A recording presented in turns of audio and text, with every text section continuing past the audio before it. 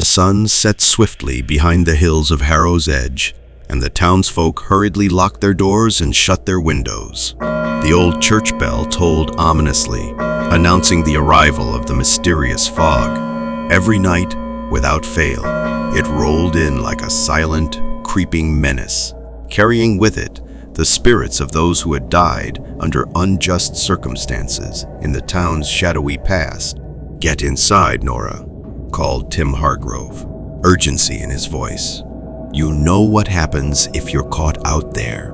Nora, a defiant teenager with a wild streak, huffed but obeyed.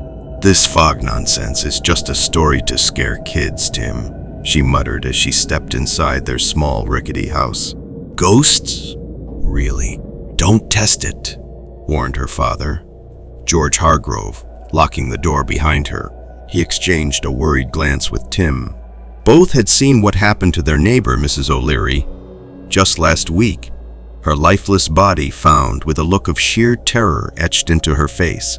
As the clock struck midnight, the fog grew thicker, tendrils of mist curling around the lampposts and creeping along the ground. It wasn't long before the first whispers started, soft at first, almost indistinguishable from the wind, then louder, filled with anger and sorrow. Maggie Flynn shivered as she peeked out her window. She had moved to Harrow's Edge, hoping for a fresh start, unaware of the town's sinister secret.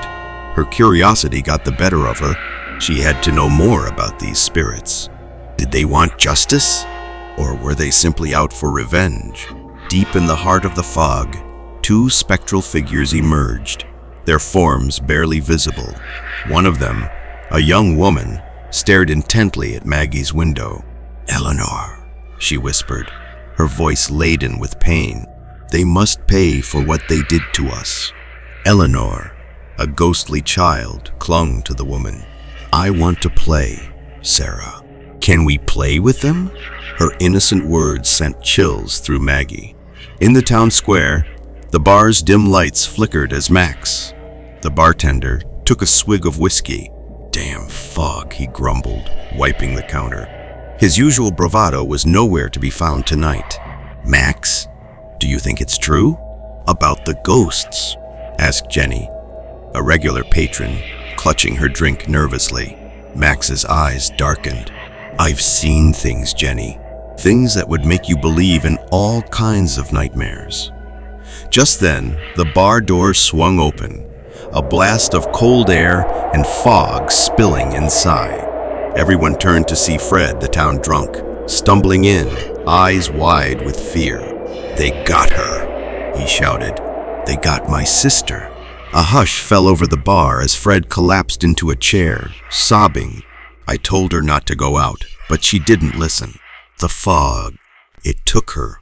Outside, the ghostly figures grew bolder. Sarah and Eleanor drifted through the streets, their ethereal forms solidifying with every step. They weren't the only spirits. Dozens more joined them, each with a tragic story, each seeking retribution. "Sarah." "There's Tim," Eleanor pointed, her small hand stretching towards the Hargrove house. Sarah's expression hardened. "He's the one who betrayed us, Eleanor. He must suffer like we did." Inside, Tim felt a sudden chill, an instinctual dread. "Dad, something's wrong. I feel..." "Shh, Tim," George whispered, gripping his son's shoulder. "Stay quiet. Maybe they won't find us." Maggie couldn't take it anymore. She grabbed a flashlight and a sweater, determination burning in her eyes. "I'm going to the church. There's got to be something there, some record or a way to stop this." As she slipped out, careful to avoid the thickest parts of the fog, she heard a voice call her name. It was soft, almost pleading. "Maggie, help us." She turned and saw a figure, not a ghost, but an old man with haunted eyes. "You're new here," he said. "You don't know what this place has done." "Who are you?" she asked, keeping her flashlight aimed at him. "Jonathan Wade," he replied. "I was here when it all started." He led her to the old church. the building an ancient relic of the town's dark history. Inside, Maggie found dusty records and faded photographs.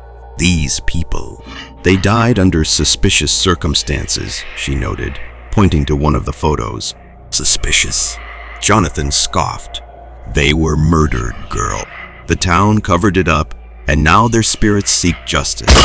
A loud crash outside made Maggie jump. The church door burst open, and Tim and George stumbled in, eyes wide with terror. They're everywhere, Tim gasped. We can't escape them. Calm down, Maggie snapped. We need to find a way to end this. Jonathan's eyes narrowed. There is a way, but it's dangerous. What is it? George demanded. We have to confront them, acknowledge their pain, and ask for forgiveness, Jonathan explained. Only then can they find peace. Are you crazy? Tim shouted. They're ghosts. They want us dead. And they'll get what they want if we don't try, Maggie retorted. Jonathan, what do we need to do? Gather the townsfolk, Jonathan instructed. Bring them here. We must do this together. The task was daunting, but the alternative was unthinkable. One by one, they gathered the remaining townsfolk, urging them to the church. Fred, Max, Jenny, and even reluctant Nora joined the group. Fear etched on their faces. This better work, Nora muttered, sticking close to Tim. The fog thickened outside, the spirits drawing near. Sarah and Eleanor stood at the forefront, eyes burning with vengeance. Why did you betray us, Tim? Sarah's voice echoed through the church, filled with sorrow and anger. Tim trembled. I didn't know what they would do to you, Sarah. I'm sorry. Jonathan stepped forward. We all made mistakes, Sarah, but holding on to this anger, it's hurting you more than it's hurting us. Eleanor's ghostly form seemed to waver. Sarah, I want to go home, she whispered. The tension was palpable. The townsfolk stood together, united in their plea for forgiveness. We're sorry, they chorused, voices trembling. Sarah's gaze softened, her form becoming more transparent. Maybe it's time to let go, she murmured. As the first rays of dawn pierced through the fog, the spirits began to fade. Sarah and Eleanor exchanged one last longing look before disappearing completely. The fog lifted, leaving the town bathed in the soft light of morning. Maggie let out a breath she didn't realize she was holding. Is it over? She asked. Jonathan nodded, a weary smile on his face. For now, at least, the townsfolk dispersed, each person grappling with the night's events in their own way. Bonds forged in the church remained, a testament to their shared ordeal. Tim hugged Nora tightly. We made it, he whispered, relief evident in his voice. Yeah, she replied, a newfound respect for the fog's power in her eyes. We did. As the day wore on, life in Harrow's Edge resumed its cautious normalcy, but the memory of the fog and the spirits it carried lingered, a reminder of the town's dark past and the power of redemption. Maggie, reflecting on the night, knew one thing for certain. Harrow's Edge would never be the same, but perhaps that was for the best. The secrets buried in the fog had been revealed, and with them, a chance for the town to heal. And so, the town remained vigilant, aware that the past, though forgiven, could never be entirely forgotten.